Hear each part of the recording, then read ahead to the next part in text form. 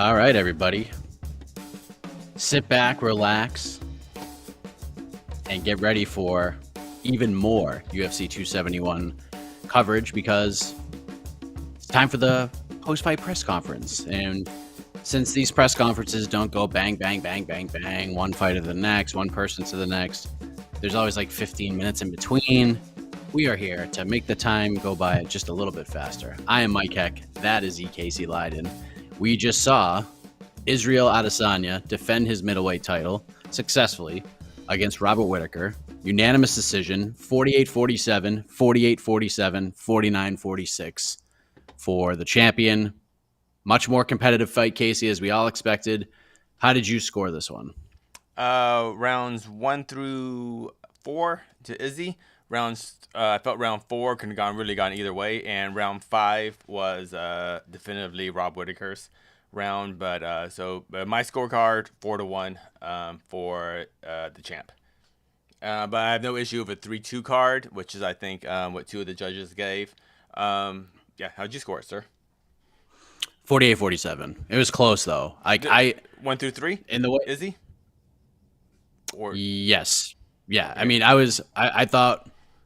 I don't know if it was 1-2 or 1-3. There were two of those 3 rounds that were super clear for Adesanya. 4 and 5 I thought were clear for Whittaker. But it was either the second or third round where I was like, oh boy, like this is really, really close. Like a super close round. It could have got either way. I thought we were going to take a nice little trip to Splitty City, but we didn't go there. I expected some silliness from the judges. It didn't happen.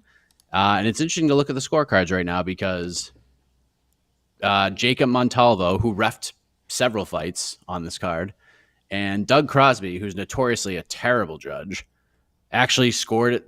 They both scored it the exact same way I scored it. 3 rounds, first 3 rounds for Izzy, last 2 rounds for Whittaker. Whoa, Mike Beltran scorecard. What? Yeah, What? Mike Beltran gave round 2 to Robert Whittaker and then gave round 5 to Adesanya, which is crazy. Holy crap, Ola. That's gave wild. round 5? To me, like, the two... That was the clearest Whittaker round.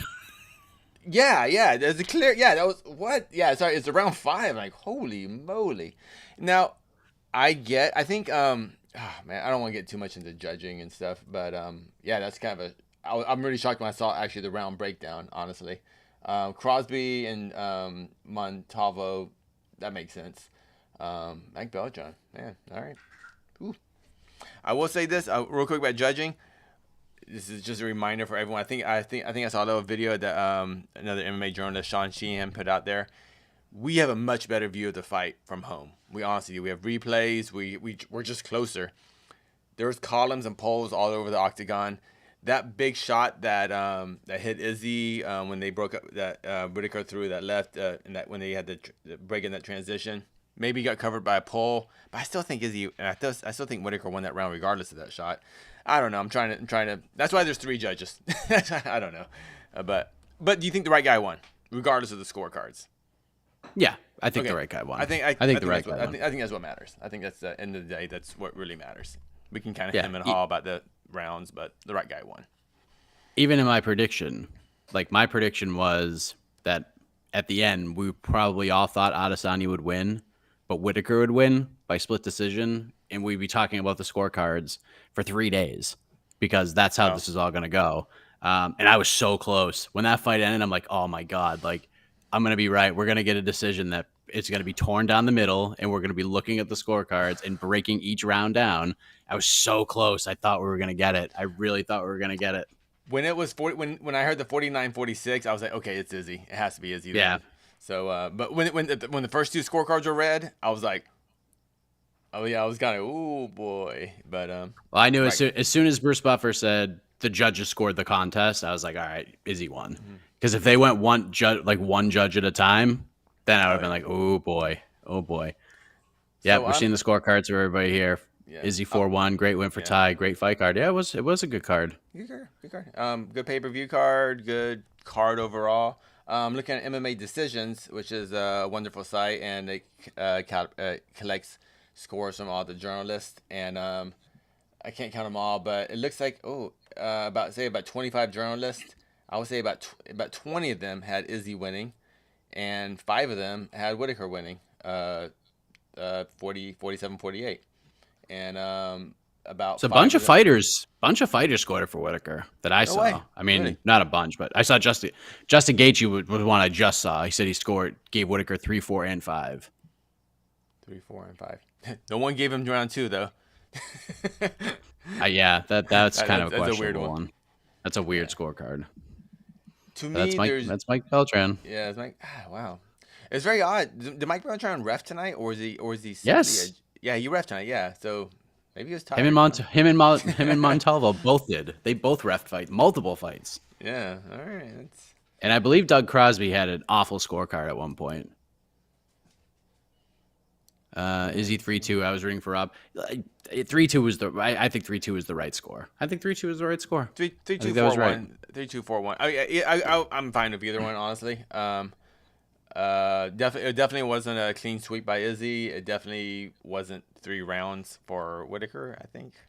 So yeah, interesting. I'm just gonna throw some more scores up from our listeners.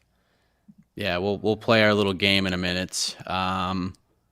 Because we're gonna hear from, I'm sure we're gonna hear from Tai Tuivasa. I don't think we'll hear from Derek Lewis. I'd be shocked if we did. I doubt it. Yeah. We'll hear from Robert Whittaker, I'm sure. We'll hear from Israel Adesanya, I'm sure. Dana White's the question mark. I'm curious to see if he arrives at this press conference. Yeah. Because I think we know why, and we'll see what's happening. But shall we play the bonus game? Let's play the bonus game. Yeah, let me bring up the card real quick. All right, bonus game. Ooh, performance. Oh, let's go fight at night first. Ooh, what is All right, I'm gonna go with my fight of the night pick first. I think they're gonna give it to Roxy and Casey O'Neill for multiple. I mean, yeah, I understand. Yeah, for many reasons. I wouldn't mind. And it probably was. It probably was like the most fun fight of the card. Like maybe not the most dramatic fight of the card because that would go to Silva de Andrade and Sergey Morozov, but I would say maybe Derek Lewis and Ty because that was so wild. But I think just for the send off, the appropriate send off, give it to O'Neal and Roxy. I think that's what they'll do. This was a tough one. And then I'm going with Tuivasa. And I would like to give it to Moicano, but they're probably going to give it to Cannonier because they like knockouts more than submissions. UFC. Yeah. God, I think I'm going to say Ty. Kyler Phillips. I forgot Kyler Phillips, man. That was so early in the card. That was that was one of the best submissions. That was an incredible submission. The way he was transitioning from, I think he went from Kimura to triangle to armbar, and it was just good jiu-jitsu. Oh, the big man's here. Oh, we're getting Dana right now. All right, guys. The attendance tonight was 17,872. It was a sellout. Top grossing gate ever. I'll say this again. It was $4.3 million. We're number 1. We're number 2. We're number 3. The Eagles are number 4. And we're number 5 all time here. I know I said that already at the last one, but I had to say it again. Obviously a different fight this time around in the main event. So I'm just curious kind of what you thought of Israel Adesanya's performance tonight. Yeah, I mean, listen, Whittaker came in ready and in better shape and obviously mentally in a much better place than he was in the first fight. And he's a former world champion and one of the best in the world. And that's how the fight played out. There was a lot that was made of him signing this massive new contract. So, I mean, obviously you're committed to him. Where do you see the future for this guy? I mean, is this somebody that you'd be able to be a cornerstone of the company moving forward? Listen, he's the champ. He continues to win, and that's just the way it works. The more you win, the more you do, the more you make. Nice. Of course, he has ties to both Africa and the Oceania region as well. I know the world is what it is, but are there any signs of life of hey, we're looking at Africa this year. Hey, we think we can get back down to Australia, New Zealand this year? I'm looking at England right now. Let's get to England, okay? Let's get to England and see how England goes. And mask mandates are being lifted in certain places now. Maybe the games are over. We'll see how this plays out. If the world was 100% open right now, let's say this was all done, like how big of a focus is Africa to host that first event? Yeah, I mean, it's as big as anywhere else we want to go. I mean, it's been, 2.5 years now? We've been Vegas, California, New York, Texas 10 Arizona. times, and Arizona and Florida. So there's a lot of places to go and a lot to do. But yeah, Africa is a big one for me. I definitely want to do Africa. There was a politician here tonight from Hawaii who was saying, we want you guys in Hawaii, which we've never been able to get done. That's a big one for me too. So yeah, there's a lot of places we want to go. But Africa is, when I look back on my career, I want to do a fight in Africa. Nice. I did want to ask you, I know coming in we say, hey, look, there's a lot of options on the table, but Jared Cannonier, emphatic finish. He made sure to get your attention cage side. Yep. He looks like a man that you probably don't want to upset too much. So what do you think? Is this guy the number one contender? I was excited to see that fight, to see how it was going to play out. It was an awesome fight, and yeah, I'm not going to say no to Cannonier. Is that June date that Israel mentioned, does that make sense? Is that too quick? I don't know. Listen, that's the other thing that I love about that kid. He wants to fight all the time, so we'll see what happens. I do want to ask you real quick about a unique character, Roxanne Modafferi, obviously called it an end tonight. I just wanted to ask you kind of your thoughts on her career as a whole, her impact. I mean, just a unique character. I love her. She's a great human being. She's always tough and durable. She brings it, and she's had a pretty stellar career here at the UFC. So, she lives in Vegas. I'm sure she'll be around, the office still. And yeah, we love her. This is her house, so she's welcome there anytime she wants. Nice. Last thing I want to ask, you couldn't help but notice the chants of Joe Rogan throughout the night. There was some vocal support. I guess, what can you say about his absence? I know there was a line that it was a conflict of schedule, but I don't think many people were buying into that. There's no conflict of schedule. Joe Rogan didn't work tonight. Joe Rogan could have worked tonight. Rogan. Did he elect not to? Yeah. Joe Rogan had, I don't know what Joe Rogan had to do. You guys will have to ask Joe Rogan, but there was no Joe couldn't work or anything like that. I know that came out. It's total bullshit. Okay. So you expect him back in March in Vegas? Whenever he's going to work again, he'll be working. Yeah. Stand right here. Did you announce the bonuses at the beginning of this? I did not. Thank you. Cannonier, Tai Tuivasa, and the Andrade fight was fight of the night. Well, speaking of Ty, what did you make of his performance in there? Awesome fight. I mean, that's another one. You knew, those two were going to get in there. Once they loosened up and started letting them go, it was going to be an interesting night. He looked good. He won. He won the. No, he wants you to won the bonus. He wants you to do that shoey. Oh, Jesus Christ! I'm not getting out of this thing, am I? Yeah. I'll see you in a minute. All right. Do it on stage, Dana, please. Well, I know you spoke highly of Roxanne Modafferi, but what do you make of Casey O'Neill? Undefeated in the UFC, said she accepted the villain role, said she'll be the best bad guy if that's what you want her to be. Yeah, and Roxanne, the thing about Roxanne is she's very unassuming, but she's a very tough, durable, awkward fighter to fight, and Casey beat her tonight. So, she walked up to me on stage during the weigh-in and said, "I'm going to be your next world champion." So I like her attitude. I like the way she fights. She's aggressive. She's tough. We'll see what she does. Then one more. What did you make of Bobby Green's performance? The broadcast said he looked better than ever against a very tough Nazareth. Yeah, he looked slick. He looked fast. Had the crowd on his side tonight. It was almost like he was from Houston. It was interesting. But, Bobby looked good. Dana, going back to Ty, he was ranked number 11 before this fight, and he just beat number 3. So does he immediately go straight up to that sort of level, like the top tier of the heavyweights? What's the question? He beat number 3 ranked. So does that mean he's guaranteed to be up with those guys, with the Cyril Gahns, with the Francis Ngannous? Well, you guys are going to rank him, but yeah, I mean, he should be, top 3, top 5. So wherever he shakes out in the rankings, yeah, he'll be mixing it up with those guys. Were you surprised at his ability to take some of those punches from Derek? No, he's got a good chin, man. I knew that those two were gonna bang it out. Somebody was gonna get caught with something, but the elbows look good. He did take some big shots, and tonight was his night, man. He looked good. Dana, over here. I'm fascinated to hear your thoughts on, in boxing, this whole heavyweight debacle we've seen over the last couple of weeks, right? I know that's something that's kind of close to your heart because people won't shut up about Fury versus Ngannou. But what did you make of all of this talk and all of this stuff happening at the top heavyweights? And is that kind of indicative of the problems you've spoken about in the sport? Yeah. I mean, these guys are the fact that they're even talking about our guys is shows you where it's at. Boxing's been a mess for a long time, and it isn't going to get straightened up anytime soon. Will you be rooting for Dillian White and Anthony Joshua? Because if you have to work with a boxer for Ngannou later, you'd rather work with Eddie Hearn than Al Heyman or Bob Arum? I'm not doing jack shit with Bob Arum. But the other two guys I like. I like Al Heyman a lot, and I like Eddie Hearn very much. Dana, I'd be remiss if I didn't ask you. A song came out a couple of weeks ago about yourself by your good pal Jake Paul. Have you heard it, and what's your thoughts? I haven't seen it yet, no. Is it good? The music video is pretty intense. Chris Cyborg's in it. Antonio McKee's in it. What's intense mean? Is it good? It's a pretty good song, I think. Yeah, you like it? The lads over there, the Elk Boys, I know. I think you're full of shit. That's what I think. All right, thank you very much. All right. Hey, Dana, down here to your left. How did you score the main event?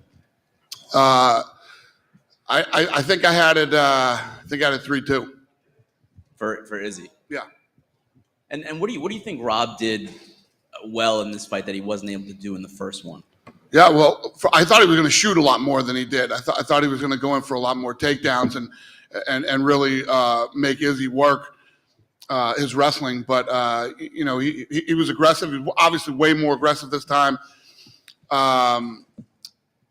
Was able to take the shots that Izzy did hit him with. I think he looked physically, mentally, and emotionally stronger in this fight than he did in the first one. You could tell in the first fight he was dealing with some issues and probably didn't have a great camp. And obviously he's lost twice, but could you see a path where he could get a third fight if Adesanya is still the champ? I don't know. I don't know. I don't know. Sitting right here, right now, I don't know. Last question. I never thought you'd be an Agent Orange fan. Yeah, big Agent Orange fan. Yeah, big. AL3 played it for me tonight in there too. I know that's what made Is that funny? I didn't think Dana had a punk statement. Yeah. Who knew? I was a punk once. Any other questions? Go ahead, sir. One more. Yes, sir. Derek Lewis, he's always been a fighter that comes to fight, but he seems to always come up short just a little bit. What does Derek Lewis play out in the landscape? Well, he doesn't always come up short. I mean, not always. Up until tonight, he was the number 3 ranked guy in the world, which is a big deal. He's got the most knockouts in heavyweight history. And, he went in against a guy tonight who's on a 5-fight knockout streak. Younger, he fought a 29-year-old guy tonight. Derek Lewis is a bad boy, man. He's been a lot of fun to have in our heavyweight division here in the UFC, and obviously very beloved here in the town of Houston and around the world. I mean, he's a pretty big star for us. And I would say the exact opposite. If you looked at Derek Lewis coming into the UFC, I don't know if people would have expected him to do what he's accomplished here. He's become a huge superstar and done some pretty great things. I asked Derek Lewis once about winning the heavyweight championship here, and he said he just wanted to pay for his damn house. Yeah, well, he did that. Type of guy he is. He definitely did that. He's made some money, and he's made a nice life for himself. And he's a good human being. He's one of these guys that when bad things happen, he's out there helping other people. And he's a big, scary looking dude, but there's a big heart inside there. We like him a lot, and we'll see what's next for him. Dana, right in front of you back here. Yep. Want to talk about the heavyweight division. Obviously, you said you had met with Francis. Is there any update on John Jones or Stipe? Is that a fight that we could see those two? Yeah. I mean, we'll see here pretty soon how this all plays out. Jones, Stipe, Francis, and Ty now too. So, thanks. Thank you. Hey Dana, just at the back over here, Yep. mate. We didn't get to see you after 270. I just wanted to ask you about Brandon Moreno and Davison Figueiredo. I mean, I think nobody would complain if we saw those guys fight on every single pay-per-view. But do you think we'll see a 4th fight? So he was just asking me if Adesanya and Whittaker would fight 3 times, and I'm like, nah, I don't know. I don't disagree with you, man. I mean, that fight for a 4th time, and I don't think anybody would disagree. I don't know. I think the fans want it too. It's crazy. It's one of those freak fights that just works 4 times, 5 times, 10 times. I don't know. We'll see. The bantamweight division as well is on fire at the moment. How impressed were you by Kyler Phillips and Douglas Andrade today? Yeah, no, I mean, the card was great. It was a great night. It was a great night of fights. Everybody. Dana over here. Yeah. Houston seems to be a really easy spot to host these events. Do you see us I coming agree back? with you, sir. Do you see us coming back here again this year? I don't know. I don't know if probably. I don't know. We'll see. Again, we'll see. I told you guys a year ago, 2 years ago, whenever I told you, be Texas, Vegas, Florida for a while. So I was right. But like I said earlier, it seems like things are loosening up. So if that happens, start traveling around and having some fun again. So hopefully that's the case. Hi, Dana over here. Do we have an update on who the first full scent fighter is? Yeah, it'll come out on the show. Looking for a fight. Awesome. Thank you. Thank you. Dana, just this week, Vegas is now open, no mask mandate anymore. Yep. Any plans? You mentioned maybe some more traveling, but any immediate plans for maybe moving some of the UFC fight nights in Vegas to allow more people, or? Yeah. You mean more people in the Apex? In the Apex or another venue? Or? Yeah. Borsari, how much more can we open up the Apex? How many more people can we fit in there? Well, we're working on getting up to 750 in there. So there you go. Nice. It's in the works. Nice. Thank you. All right, buddy. Thank you, guys. Everybody have a safe trip home. Good night.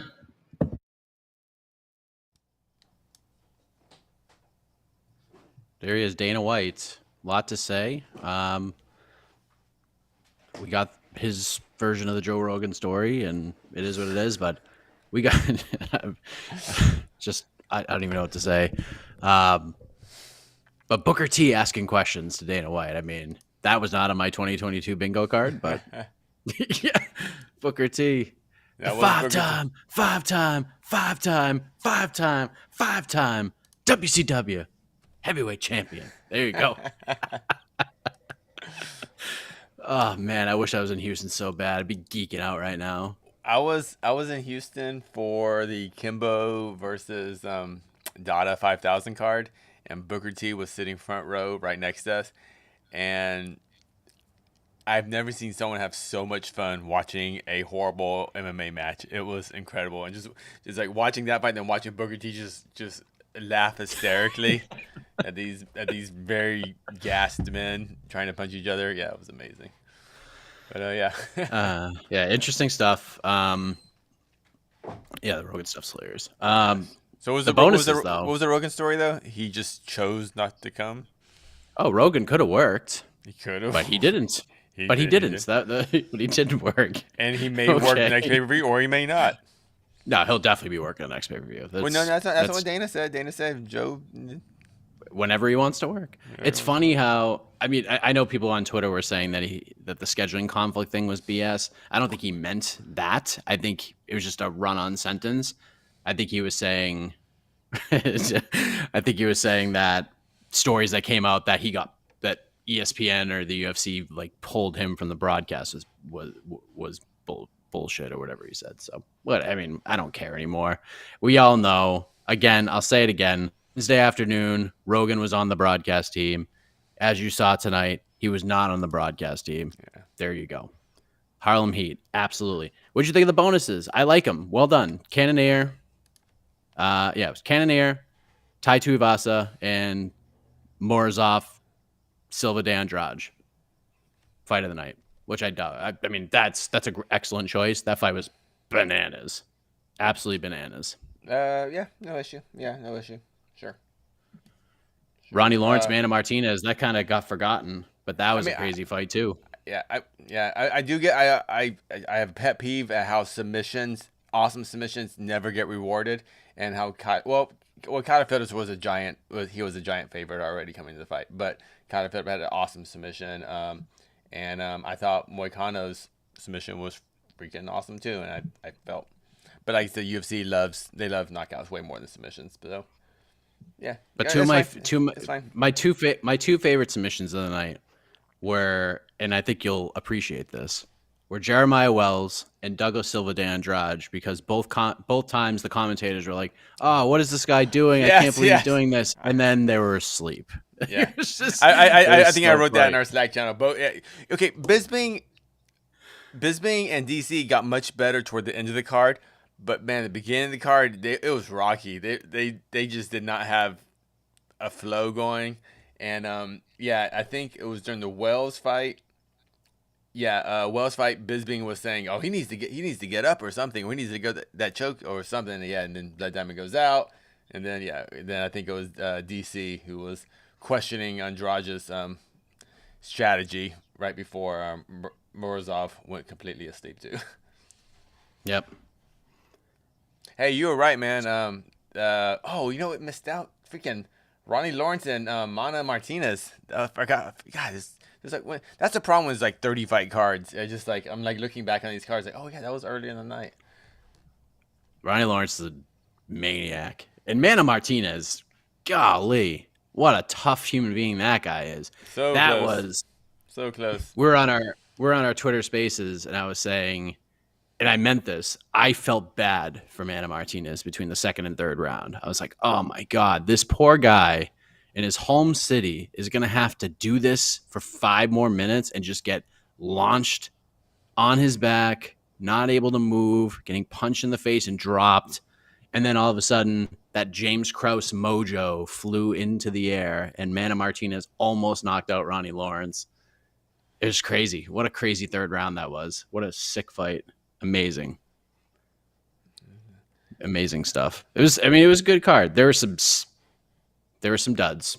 There were a couple of duds on the card, but for the most part, there were exciting fights. Yeah, what was the pay-per-view portion? When did the pay-per-view portion start? Bobby Green. Houston's own Bobby Green. That he was outside of Derek Lewis. He probably got the biggest pop out of anybody the entire night. Yeah. Amazing. Hinata Moicano, great win. I know a lot of people are dancing on the grave, so to speak, of Alexander Hernandez, but I mean, come on. Closed mouths don't get fed. He got on the main card. And it was good for Moicano too, right? It's good for Moicano. He got a submission win, and you know what? A little on to the next one. Spoiler, Moicano versus Bobby Green sounds like all sorts of fun. That is a good fight. I've been high in Moicano for a little bit. We were kind of talking about this before. I've been high in Moicano. I just felt like all his losses were just like, yeah, he lost and he got hit hard, but it was always just like, it was just fights are super close. He just happened to be on the wrong end of a lot of those, and I just felt he was just a better fighter than Hernandez. I agree with you, and I picked Hernandez first round knockout because that's the only way you can go. Like if you're gonna pick Hernandez, you pick him first round knockout, and if it gets out of the first round, you pick Moicano. That's just the way that it is because Moicano is a notorious slow starter, but once he gets to like that second round, man, he turns it on. He gets loose. He gets that flow state going, and it's tough to stop him. It really is, and yeah, Hernandez just kind of had to deal with that. And take that L on pay-per-view. So what are the people saying? Because who the hell knows? Yeah. Who does Bisping work best with? Felder? I like that tandem. Yeah. I really don't like Bisping as in the commentary booth. I like him at the desk. But, whatever. I think him and DC and Bisping don't work, but I understand tonight. Joe decided not to come tonight, so Bisping had to come in the last second. Yeah, why wasn't that question happening? He's like, Dana, real quick. So Joe just decided the last second I'm not going to show up tonight. Like, is that kind of rude? Like, I'm just wondering about that. Oh man, the craziest thing happened. I don't feel good. So silly. But yes, I like Bisping and Felder. I think they have a. I like Felder of everybody. I think Bisping and DC kind of have the same sort of A-style broadcasting personality, so it's easy to sort of step on each other's toes. And Felder just is so good at counter commentating, where you have the A personality who kind of says what they have to say, and Felder's just really good at filling in the gaps. Really good. Well, hopefully the Oh. UFC upload it. That's for sure. We know who this How did is. he take it? He fucking did all right, actually. The party is here. Ty, how much talking into did it take to get him to do it? Was he okay with it? No, he was fine. He downed the whole thing too. He did well. Fantastic. Well, listen, the post-fight celebration, all that, that's amazing. But just, I mean, a huge win in your career right now, right? So, I mean, how are you feeling right now? I feel good. Even better that the boss did a shui out of my shui vasa, you know what I mean? So it's a win-win for me. Thought I did well. Come to Houston. Got a few boos at the start, but we ended in cheers. So, cheering. No question. Listen, he utilized some wrestling, right? I mean, first of all, did that surprise you, or did you think like he's definitely going to do this? And I guess how did you feel about the way you reacted to it?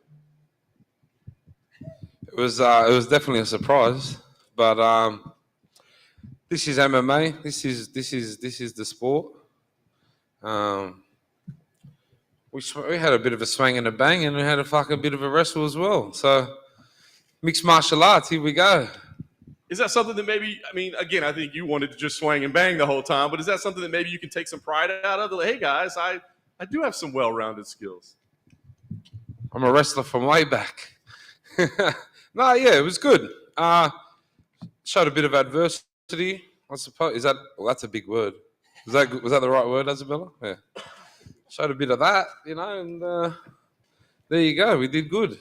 He did land a couple shots along the way, so I'm just curious. I mean, did any of them hurt? Do you remember being stunned? Or I got a few bumps on the head, that's for sure. On the side here, but there was nothing. I didn't feel I was in too much of a danger, but he's the knockout king. He's got heavy hands. He's a big boy. So I definitely felt him, but I was still in the game, so I was sweet.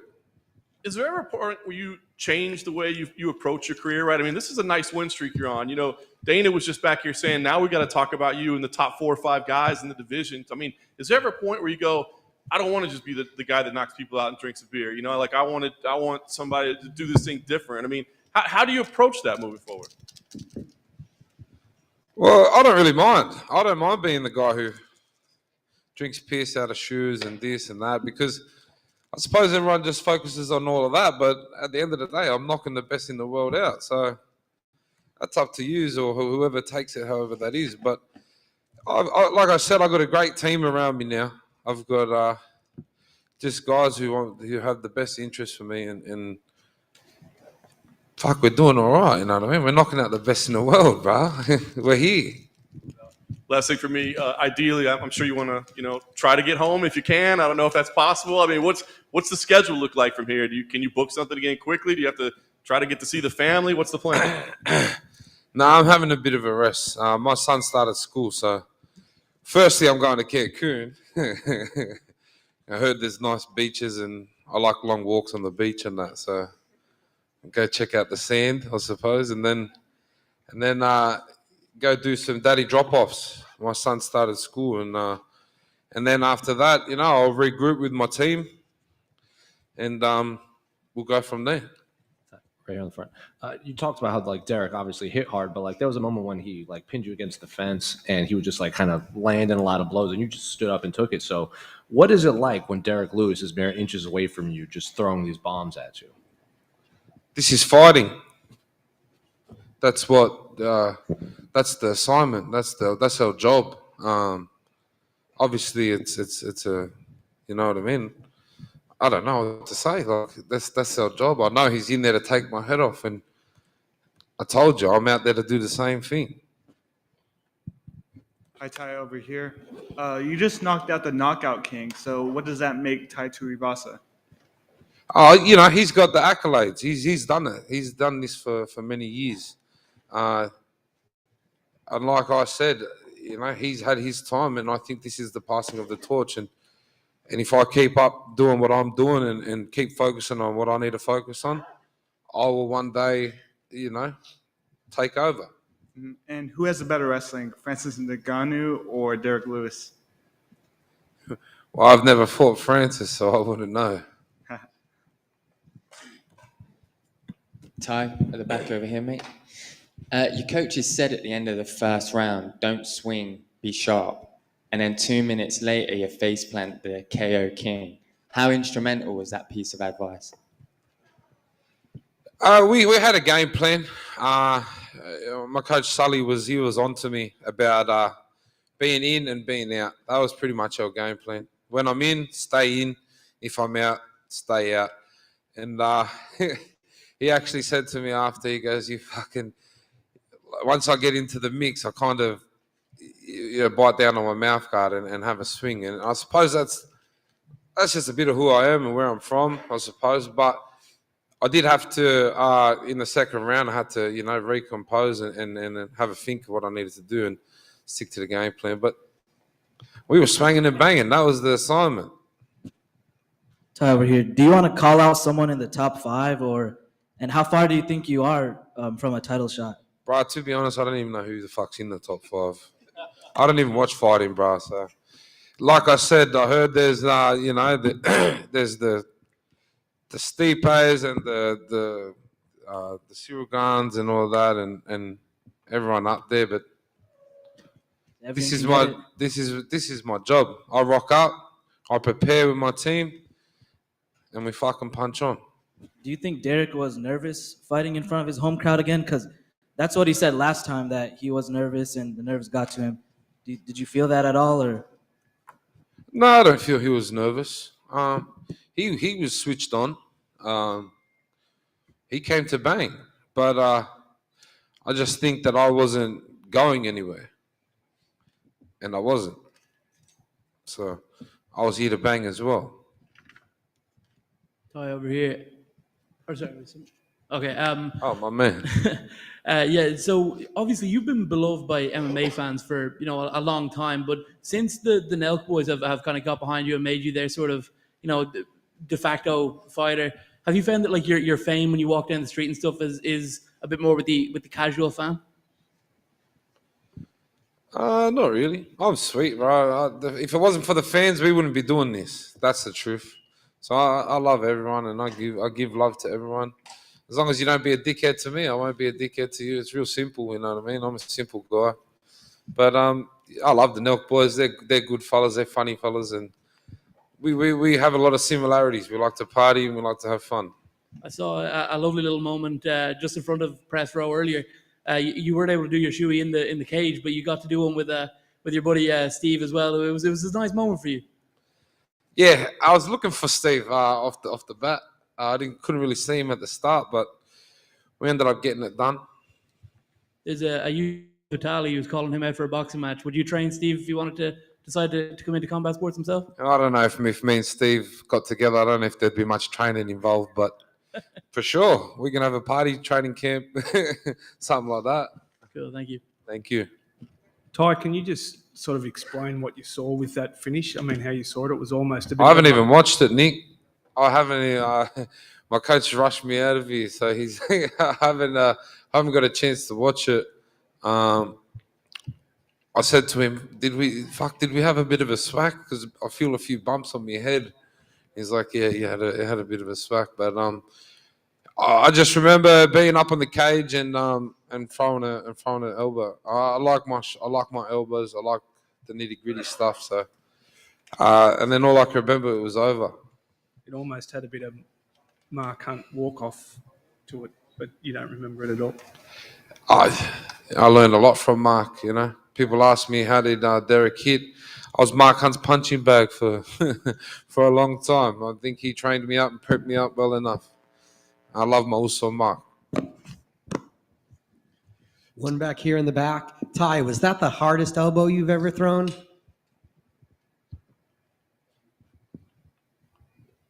Yeah. Thanks for the description. Thank you. Ty, here in the back. How hurt were you in the first round when Derek had you up against the cage and he was delivering those shots when you're down? Then you just kind of escaped and just started throwing.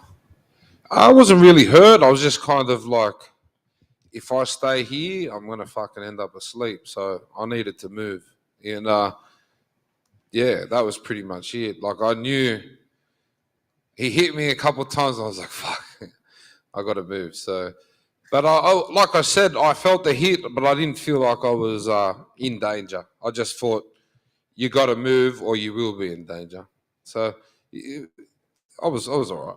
Many times when fighters get in that position and kind of go more defensive, but you just push the offense to get out of it. I've said it before and I'll say it again. I'm a banger from Western Sydney. And we bang on with anyone. And I'll bang on with anyone till the day I die. Thank you.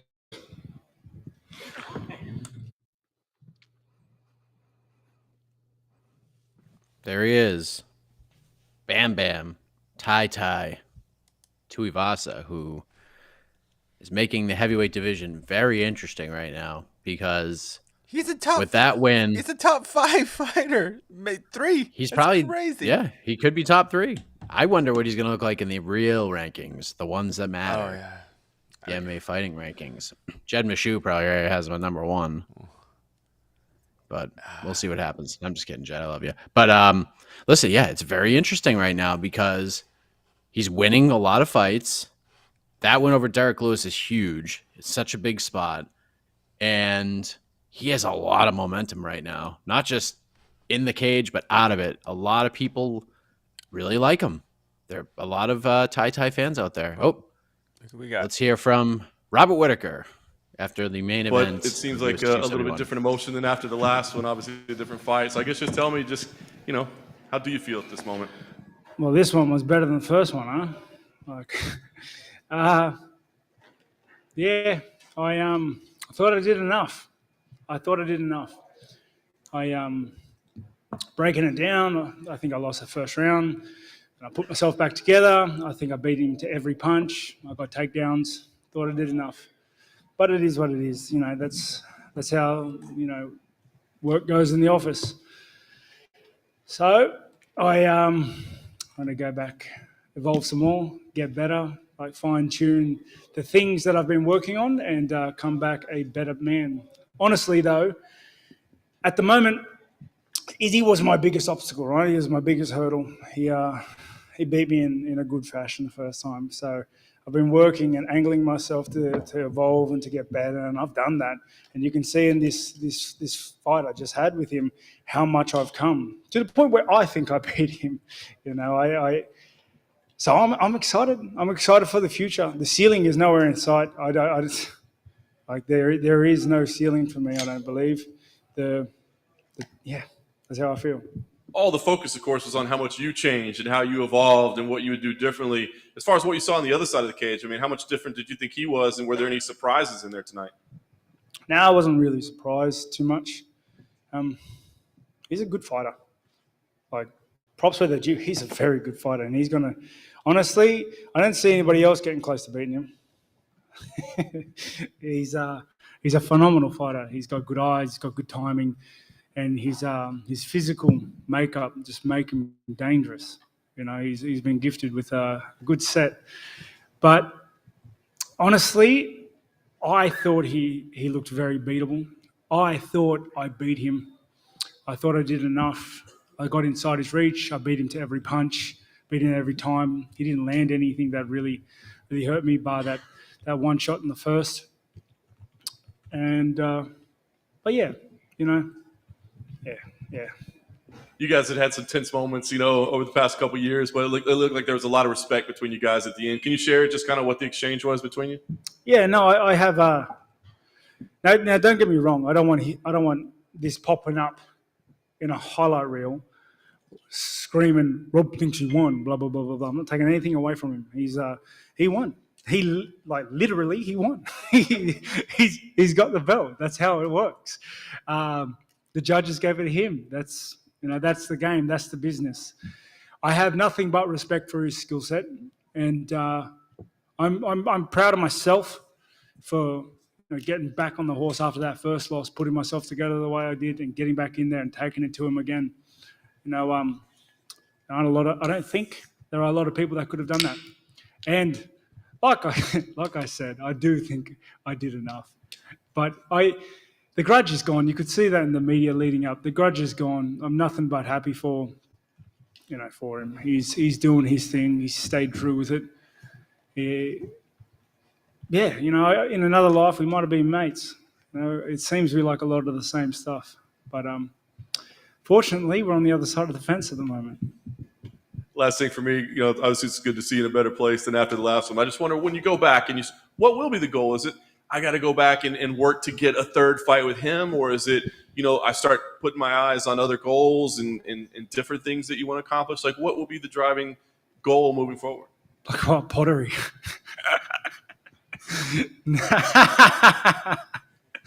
No. I guess the first, honestly, a third fight between me and Izzy is inevitable. It's inevitable because I'm going to stomp anybody who comes in front of me again. And he knows that too. That's why he said I'll be seeing you in the future. And I don't see him losing the belt anytime soon. He's good. He is good. I think I am the person to beat him. And yeah, my mission stays the same. Beat the next guy in front of me. I'm going to go home. I'm going to spend some time with kids, enjoy my Christmas and New Year's that was taken from me for use.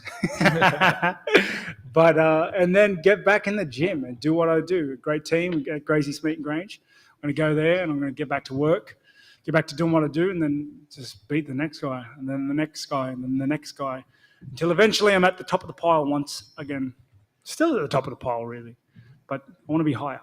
You know what I mean? You guys get it. Come on. Reflecting on your last fight, you said you felt unsatisfied. And now I know you wanted to win this fight, but now that it is over, you said you wanted to feel satisfied, win or lose. So are you satisfied with your performance? Yeah, you can tell I'm in a pretty good. Like I'm gutted.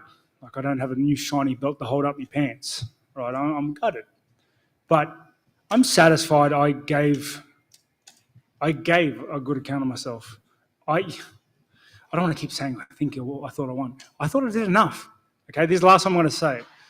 But because of the way I feel, I'm satisfied. Just that I left it all there, that I gave everything to those 25 minutes for myself and for everybody else, for my fans. And I think the fans, the crowd loved it. I could hear it from them. They loved it. And I know I checked in my phone and I got a lot of messages saying they loved it. Was it a good fight to watch? It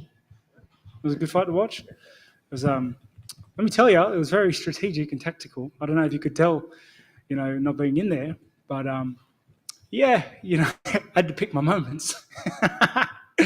Yeah, it is what it is. This is a game not for the faint-hearted.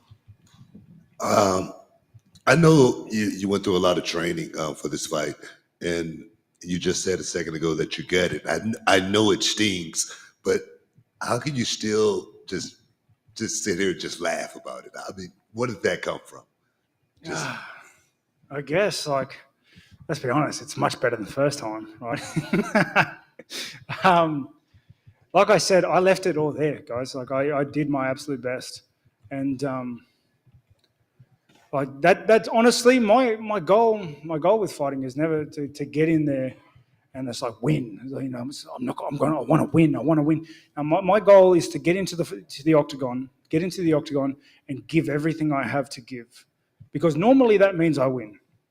Okay, and that's all I want to do. I want to get in there and I want to give a account of myself. I want to get in there and leave it all there, because this is what I do. I'm a gladiator and I fight for a living, and I fight to put bread on the table for my kids. And Daddy's done that, right?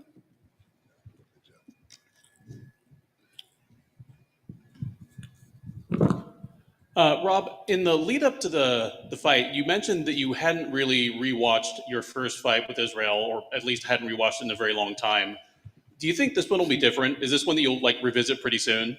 I'm going to be honest with you. I've never seen that fight, the first one. I said little bit because I didn't want anyone knowing I haven't seen it. In case what happened again, and they're like, well, you should have watched the fucking first one. Okay. I don't... But to be fair, I don't watch most of my fights back. Know what happens. It's actually no, I lie because my dad likes watching them back, and if I'm around when he's watching them, I peruse at them too. So yeah, I may watch it back. Yeah, I may watch it back. It's there's a lot of things to dissect from the fight. It's still fresh. There's a lot of things, obviously, we're going to take away from the fight and work on. I have a great team. As you can see, the game we executed the second time round was much, much more effective than the first time. And we made a good account of ourselves. What we're going to do is we're going to do it again and then perfect the version and come back to the next one. Just one more for me. Going into the fight, your head grappling coach, Alex, said, well, obviously he said that he thought you would win, but he also said this would be a completely different fight than the first one. It certainly looked that way to us. Were you able to do all the things that you and he had worked on together? Like, were you able to bring out all the wrinkles? Yeah, I'd like to think so. I'd like to think we worked pretty diligently on a game plan throughout the camp, me and my team here at Gracie's Meat and Grange. And we worked very hard. And you can see the first round had a bit of a rough start, but from 2 and onwards, the game was executed. I beat him to the punch. I landed takedowns. And, I thought I was hurting him. I was hurting him. I was hurting him, and I was beating him to the punch. The game plan worked. The game plan worked very well. And, I couldn't be more happy. All that's left is just to make it better and stomp the next guy. Rob, according to Dana, it looks as though Cannonier's up next for the title shot. You beat him pretty decisively last time you guys fought. Do you have any thoughts on that fight? Cannonier and Adesanya? And Adesanya, yes. Adesanya's going to be a hard fight for anyone. He's just, he's good. He's very, very good. Cannonier, I think, though, he's tough. You can see in his fights, you have to drag him out of that octagon dead to take him out of there, to win. To get him out of there, I should say. He's going to go out on his shield. And but Adesanya can play the game for 5 rounds. He's very good at distance fighting. He's fast. He's smart. I don't know. I like Cannonier. I don't want to bet against him. Rob, No, it's going to be a good fight. given the gap you've said is between you and Izzy and the rest of the field, do you think it'll take 3 fights before you're back there? Or do you think it'll be quicker than that? Hopefully it'll be quicker than that, right? I guess there's obvious people I got to fight first, the people who I haven't already beaten in the top 10. And then surely that puts me in another position to fight for the title again, especially considering how close this one was. Let's be honest, there aren't a lot of people in the top 10 that I haven't had it over, right? So I don't know. I'm not really thinking about it. I'm more thinking about going home to my family and just cruising, having Christmas for a little bit, and then getting back to the drawing board with the team. And next fight's the next fight.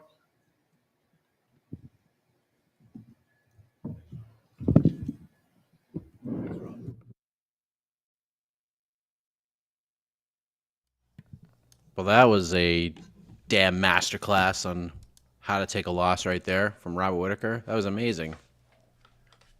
I wanted, after that speech, I want to see them run it back. Let's go. June. Whittaker, Adesanya 3. Just kidding. But Cannonier gets that shot. But more to your point well about done.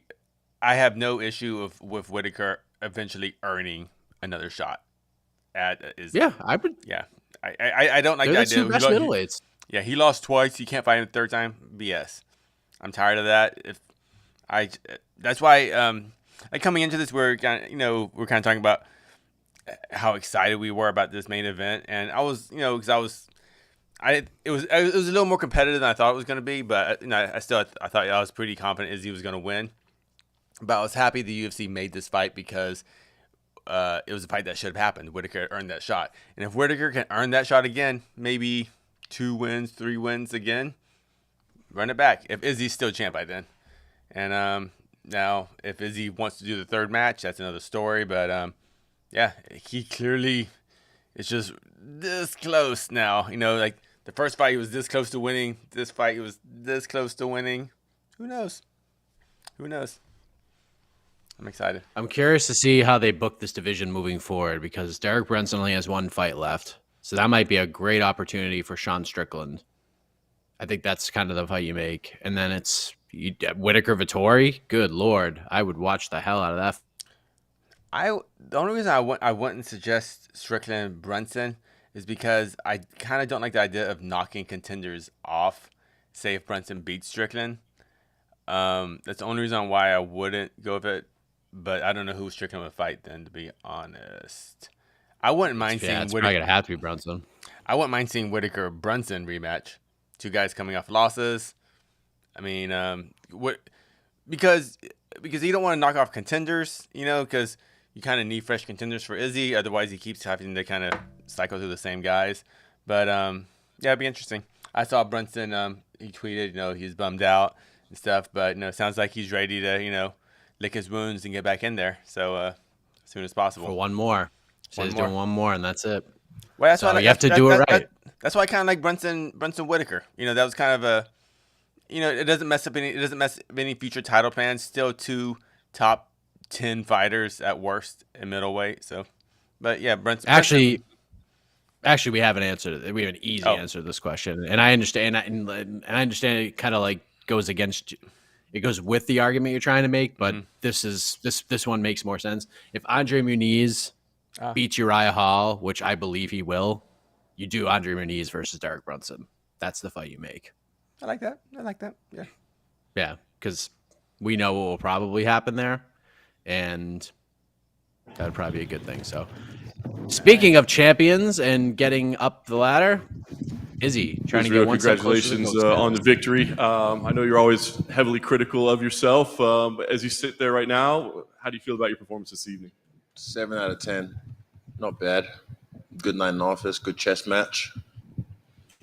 What changed? I mean, obviously, all the conversation about this was what the adjustments would be and how much different he would be and what he would be able to accomplish. I mean, what did you see in there versus what you expected? It's easier said than done. Even if you've already been in there with me before. I don't know. I feel like they have like goldfish memories, but then when they're in there with me, they realize like, oh shit, it's not as easy as we thought. And yeah, they just have to revert back to what they know. On 2 of the judges' scorecards, he won the final 2 rounds. So I'm curious, He won the final 2 rounds. Yes.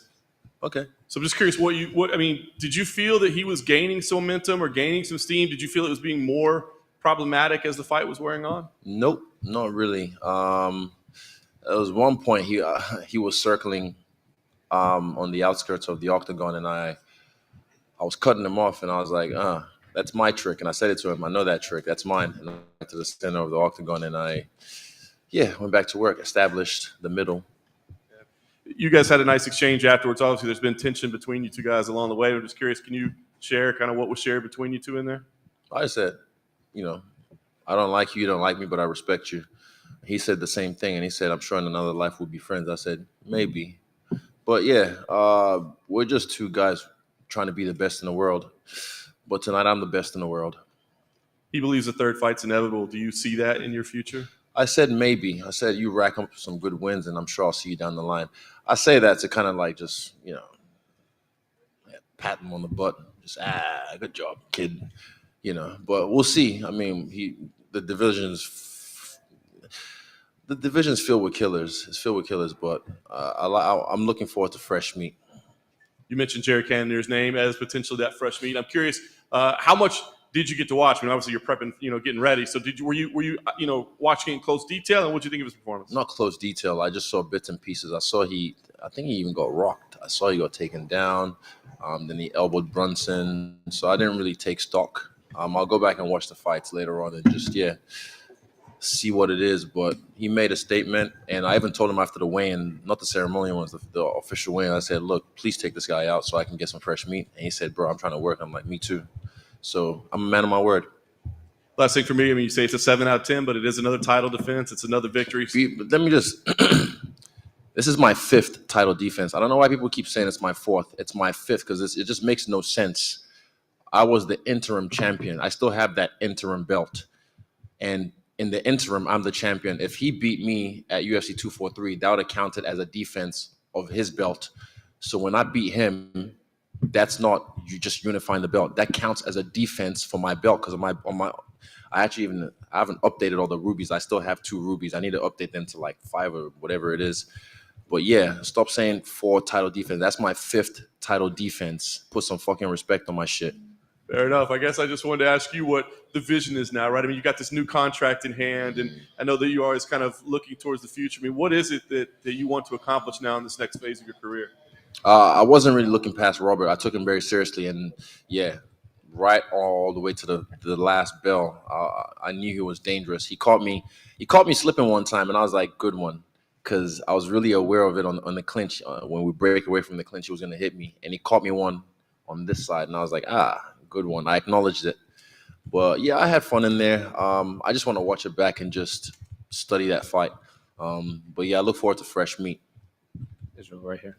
People online said you looked physically bigger than your previous fight against him. Like you put on more muscle. Did you feel like a bigger sense of strength in there from your previous fights? Yeah. Is that Booker T? It is. 5-time UFC fucking champion. Oh, I was like, is that Booker T? What the fuck? Holy shit. Sorry, just being a fan. No. The fuck is he doing? It's his city. Oh shit. My man. Respect to you, bro. Yeah, my boy Chance, he got me swole during the lockdown in New Zealand. 3 months. We did like pretty much home prison workouts every day, and that was where the whole narrative of fuck the noise came from, because everything in New Zealand was just accredited press only, and I was like, fuck the noise, just work. Let's just work. So yeah, I got jacked. I know you said you like fresh meat. Another fighter not in your division named Hamzat's been tweeting at you this fight. Has he? He said, easy money for me, 0 wrestling, 1 rounds, I'm going to kill him. Okay. You just mentioned there about the noise in New Zealand. I saw you share something to your story about how much New Zealand will be mentioned tonight with you and your teammates. Do you think maybe that your performance tonight and the fact that you guys are being able to represent your country should perhaps tell some people in your country that you guys should be considered athletes of that country? It's the most stupid thing. I put something in my story this morning that my coach, Suns, put up. I don't want to fuck it up, but he pretty much just had like the stats of, you know, we've got 3 fighters from Auckland, New Zealand fighting tonight, and we're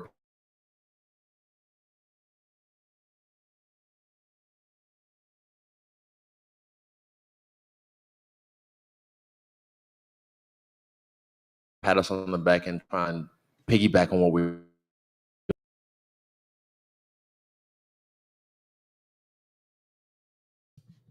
Okay.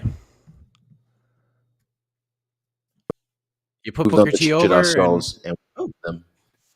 You know, one of the stories going into this fight was, the grappling. Look what happened in the Yan fight. Rob can change his tactics and use his grappling. You said you were looking forward to those moments where he would clinch with you. Are you happy that you got the opportunity to show your own defense? Yeah, but I wanted to show more offense. I just have to watch this fight back. It's always not as accurate when I speak on it before. You need your shower, right? Yes, my shower, my infamous time to myself just to reflect, because everything is so much stimulus. Everyone's coming at you and this and that and dragging you in this way. So I need my time to myself to kind of soak this all in and just like really see it for what it was. But yeah, I did well. It was a good chess match. I don't know. I heard he thought he won the fight or some shit. I don't know what he and Victoria was sipping on to think maybe it was Costa's wine. I don't know, but fucking hell, he did not win that fight and he knows it. But yeah, same thing. He needs to go have a shower as well and reflect and realize that that's not true. He did say back here that he did feel he'd done enough to win the title. You don't do enough to win the title. You take the belt. This is not how this works. I did enough. No. He also said that he thinks you and him are essentially just on another level to the rest of the division. I'm curious if you agree with that assessment. Yeah, but I mean, he's a few steps below me as well. Congratulations. Thank you. Izzy at the back over here. Oh, sorry, you go ahead. All right, thank you. Izzy, one of the things I've noticed and admired about you during this fight week is that you're not afraid to be who you are. You're not afraid to cry. You're not afraid to wear nail varnish. You're not afraid to show your feminine side in an industry where most men are trying to flex their masculinity. Grr. And it's a pretty refreshing juxtaposition. So I wonder, have you always had that courage, or did you get it from the principles of fighting? I think it's just no. I mean, doing things like this in the all boys school, you get fucking beat up. You get fucked up for being weird and different. But yeah, I don't know. Who's gonna tell me shit? You're gonna diss me about my nails? You're gonna diss me about my pearls? Or what? Like, I don't care. And also, no one can tell me shit. There's a meme I saw one time with Jackie Chan. He was dressed all weird and said like, "No one can tell you how to dress when no one can beat your ass." So, yeah, I'm just authentically me, and if people like it, they do. If they don't, oh well, they're gonna keep watching. All it is look, it's attention as the currency. You're not gonna pay money to watch my pay-per-views, cool, but you're gonna pay attention. You're gonna be on my social media running up numbers, and that all helps. So yeah, you ain't gonna pay money, but you're gonna pay attention. Izzy over here. You're making this look easy, lapping the middleweight division.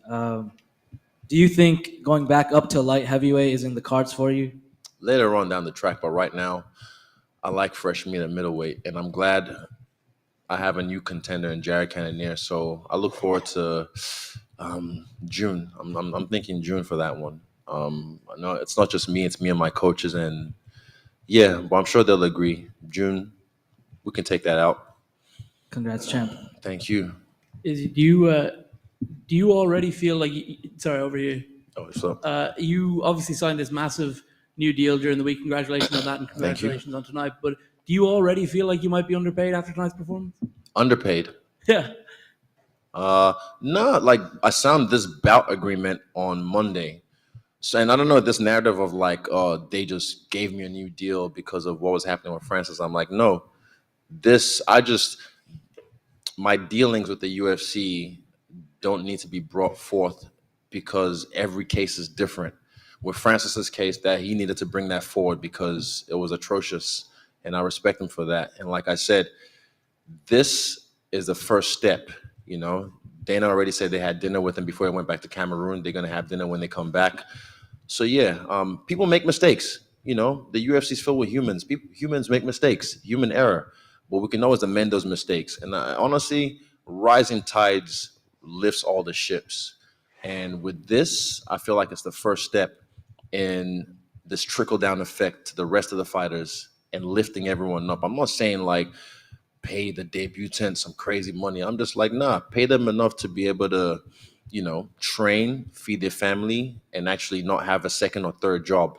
You know, because we're UFC fighters. I love this company. I've been wanting to be part of this company. You saw my post when I was here in the same fucking arena 7 years ago for UFC 192, practicing on the scale before I got yelled at.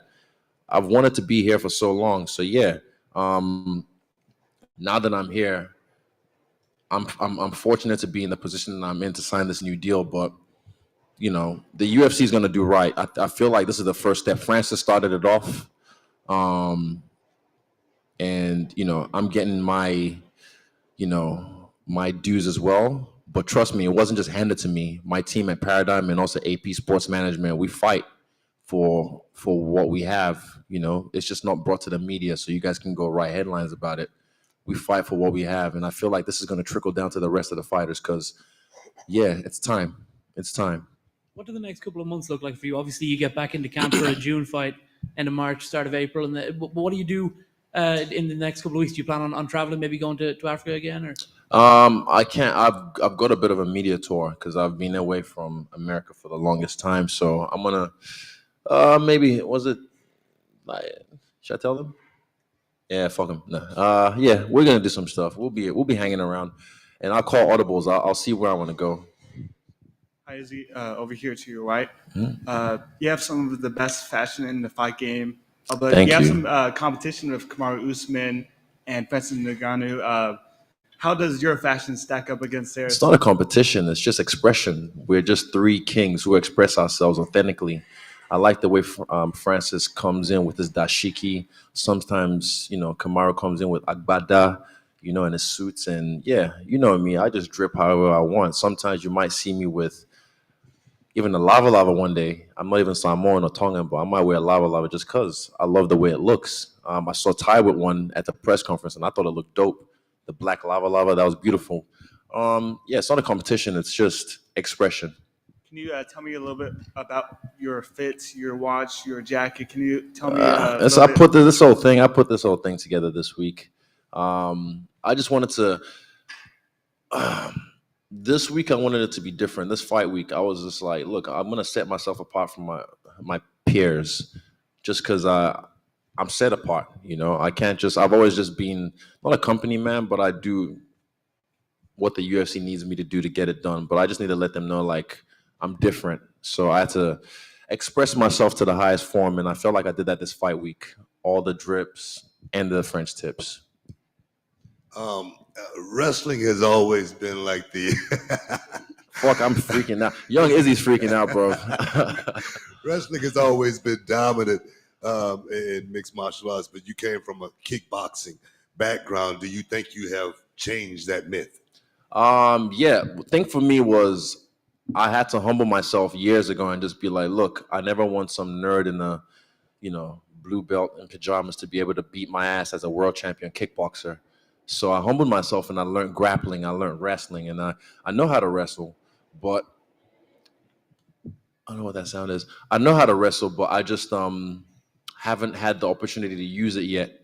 In this fight, I thought the opportunity would present itself, but once I kicked his legs a few times and he realized it was compromised, he took it away from me, so I wasn't able to get to that leg like I wanted to, or to his hips. He tried, and I showed that last takedown. He put everything into it, and somehow I stayed standing because my hips don't lie. You see right here. On Wednesday, we talked about the underrated weapon. That's that left hand, and now we're coming from another fight where you put him down with that same weapon again. Just want you to speak to that underrated weapon. I need to see it. This is one thing I need to watch the fight, because when he dropped, I was like, did I drop him? Like, that was what I thought in that moment. It's almost like third person. I was like, did he slip or did I drop him? Because it just felt like nothing. I didn't feel like a thud. It felt swift. But Carl told me it was southpaw straight left down the pipe. And I remember just thinking, all right, cool down, don't rush, because I was going to rush him. But this is what, if you try that, you might get caught slipping. So you have to respect the guy. And I never underestimated him. I knew, even though I knocked him out in the first fight, he's dangerous. I know how dangerous he is. And like I said to you guys, he ran through everyone until he ran into me. And then he went back and beat 3 other guys, and now he's running to me again. But yeah, I'm no easy feat. I'm no easy feat to, get one over on. Champ, right here.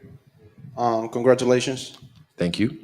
You say in the press conference that at some point last year you felt too comfortable, that your rivals were trying to survive instead of really trying to win, and that you were expecting that for this fight things were different. I just wanted to know if you felt that difference tonight. Yeah, he brought the fight from the start to the finish. I stayed on point. With my last fight in Phoenix, I was never in danger. I was just like, man. This fight, I knew, if I get caught slipping, he can put me away. I liked his double jabs, and then eventually he turned into a triple jab, and I was like, okay, that's a good change up. But I was still able to get away from it most times. What else? His wrestling was, it was okay. I was never, even when he was on my back, I found it funny. I was kind of like a hunchback. I was like, all the way to my corner. And then I just knew, like, we've done this from 9 a.m. every other day. We literally spent times just, someone on your back, ready to go. And I know the systems to get away from that. So, yeah, I was comfortable in those positions. I'm comfortable in the uncomfortable. Thank you. Easy. Could I just ask you one? Could I just ask your fellow Nigerian Anthony Joshua going back out for the world heavyweight title against Alexander Usyk? Do you hope that he comes out on top in this sort of 4-person? I thought he's sitting out. No, he's not going to sit out anymore. Fury's going to fight White, and he's going to fight Usyk. Who's Fury fighting? Fury's fighting Dillian White. Anthony's fighting White. Usyk, and then hopefully the winner of those two fights each other. Do you hope that Anthony becomes the undisputed champion? Of course. I always root for my people. Anthony, he's a formidable guy. He's run into some, problems with and Usyk's a phenomenal boxer. Wow, amazing. But yeah, I believe, anyone can beat anyone at any given night, but I always root for my people. Thanks, guys. All right, there he is. The UFC middleweight champion, Israel Adesanya. He gets it done. Unanimous decision over Robert Whittaker. It appears Jared Cannonier will be next. And if the last Stylebender had his druthers, you can play the music. We're about to get out of here. Right? We got Jared Cannonier? Wait, did we get Jared Cannonier? He was already up. Oh, MMA Fighting YouTube channel. You can check it out. Gotcha. Oh, then I'll hit the music. Hit the music. All right, sorry. There it is. But this isn't the good night music. This is the see you in like 5 minutes music, because on the other side, on a different link, post-fight show time. And honestly, I don't even know who's going to be on, but it's going to be fun. That I can assure you. So we'll see you on the other side. Casey on the 1s and 2s. Thank you all for watching part 1 of this post-fight doubleheader. We'll see you for the post-fight show. Coming up next.